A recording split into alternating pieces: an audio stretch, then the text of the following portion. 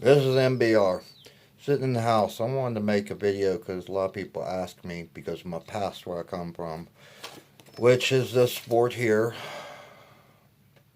That's me. Last May 2019. I don't know if that's a good shot or not, but anyhow. That's me at, well, how old was I? I was 51 right there. Last May. Got injured, not in the gym. Um, Bodybuilt for like 30 years. But what I want to talk to you about is TRT replacement, testosterone replacement therapy. I don't lie about what I did and stuff. I was extreme in the sport, so I call it chemical warfare. Bottom line, that's with any sport. It's a high level. I don't care if somebody's using some type of performance enhancing drug. It doesn't have to be steroids. It could be peptides. It could be growth hormone, IGF-1, insulin growth factor. There's tons of stuff. Um, yeah, all of them work off a hormone, but not like testosterone, which is the basis for all steroids, which was invented. Golly, this is what I understand. It was invented by Hitler to make his soldiers more aggressive in war. Then somewhere along the line, it became a synthetic made, which being made, synthetically, not from a person's body. Like insulin, I think they used to use pig insulin back in the day because it matched up with human insulin, and then they made the synthetic, which you have Humalog, Humulin R, slow acting, fast acting now.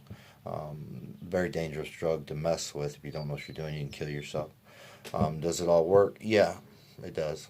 But if you don't train and eat, it'll do you no good. I don't care. And genetics play a big part.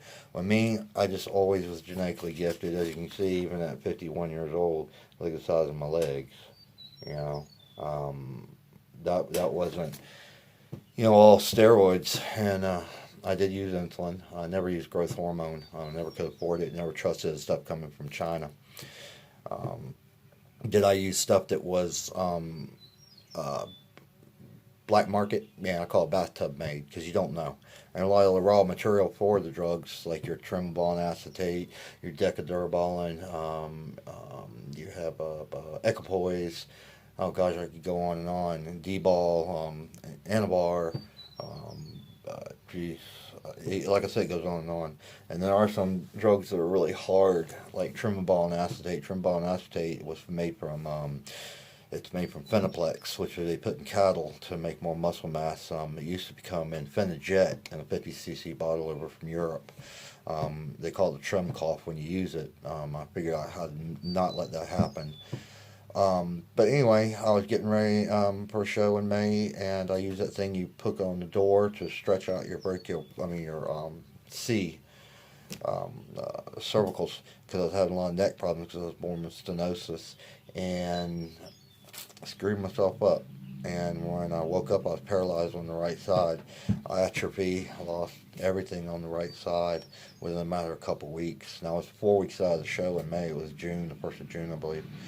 And, or middle of June, something like that. River Bend, I had to requalify for a Masters World Nationals, the term pro.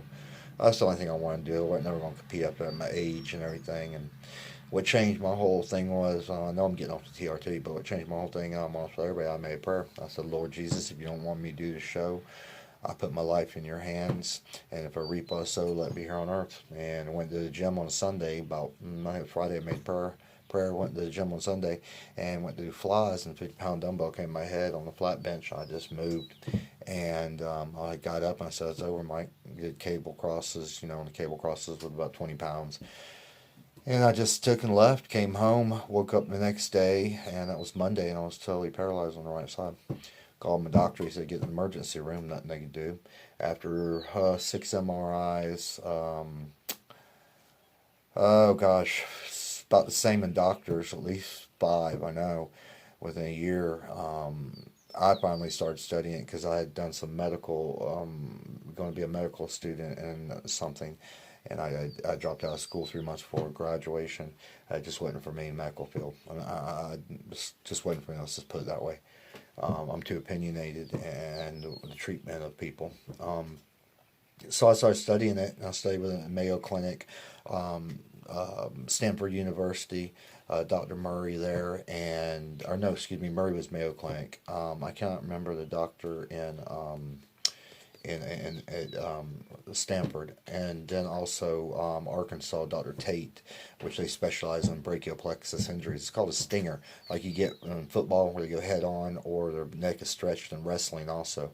What it does is it stretches the brachial plexus C8, which is from 5 and 6 down to T1 and C7, and it screwed me up pretty bad. Real bad. Pain was just incredibly hard. But anyway, I just want to tell that story. But the TRT, yeah, I do believe in it. I do use it. I use it legally. I use 2 cc's a week, one on a Monday and one on Friday. The reason why is because you have a half-life in testosterone, and also when you put synthetic testosterone in the body, you also have an estrogen raise. Me, I know because it converts. What I know is I have chemo a little bit because I used steroids since I was 18, mostly on then off.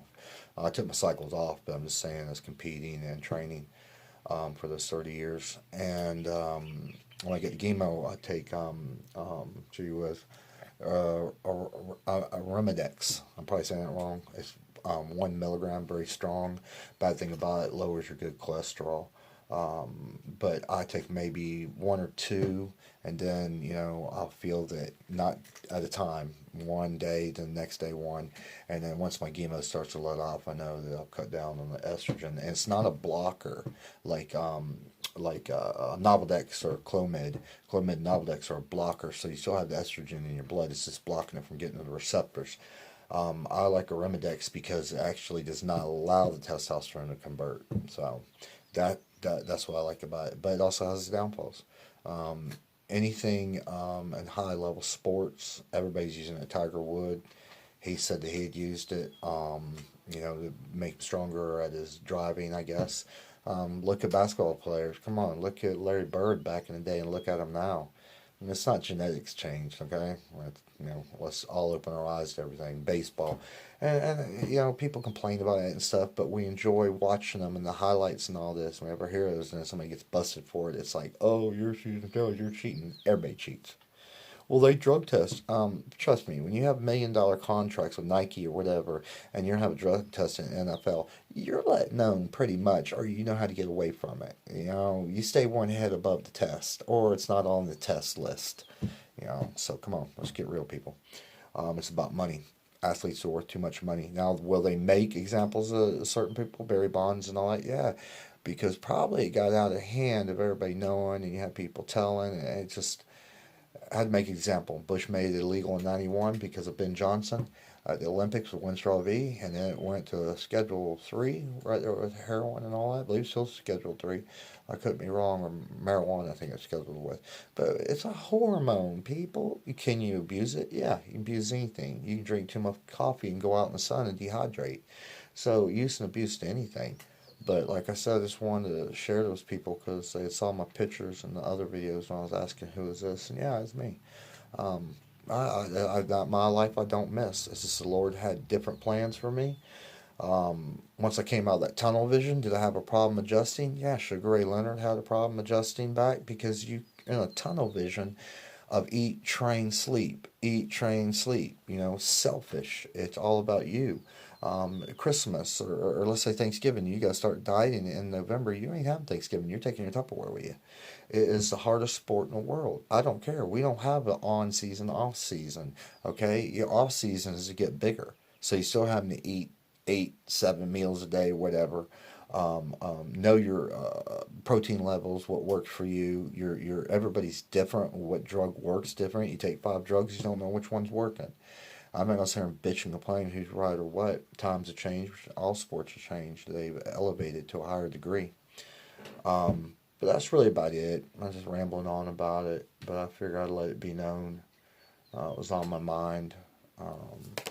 Do I miss this? Nope. Do I regret it? Not at all. Am I glad I did it? Yes. Because it got me to where I am today. Kind of like Benjamin Button. If that shoelace hadn't have broke on the girl, or that person sitting on the stairwell, whatever, the girl would have never, and they never fallen in love if she never gotten hit by a taxi. If anybody's seen the movie, you know what I'm talking about. Anyway, I've rambled on enough. Coming off this medicine, getting better.